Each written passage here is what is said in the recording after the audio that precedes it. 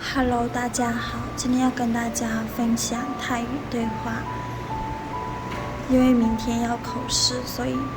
今天先在这边练习一下。鱼为助词的话，就以我自己的性别来称。สวัสดีค่ะสวัสดีค่ะขอบคุณค่ะไม่ต้องเกรงใจค่ะขอโทษค่ะไม่เป็นไรค่ะอรุณสวัสดิ์ค่ะอรุณสวัสดิ์ค่ะตราตรีสวัสดิ์ค่ะตราตรีสวัสดิ์ค่ะค่ะรักคุณค่ะโชคดีค่ะ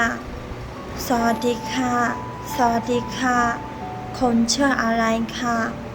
ฉันชื่อจารุแม่ค่ะและคุณล่ะค่ะฉันชื่อจารุแม่ค่ะยินดีที่ได้รู้จักค่ะเช่นกันค่ะคุณสบายดีไหมคะฉันสบายดีและคุณล่ะเป็นยังไง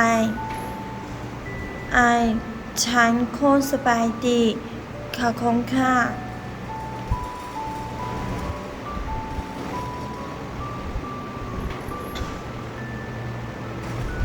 คนต้องไปก่อนค่ะเชิญค่ะเจอกันใหม่ค่ะยินดีต้อนรับสู่เมืองไทยค่ะขอบคุณค่ะคนเป็นคนสิงคโปร์ใช่ไหมคะไม่ใช่ค่ะฉันเป็นคนไต้หวันค่ะคนมาจากไหนคะฉันมาจากไต้หวันค่ะ今天就到这边，拜拜。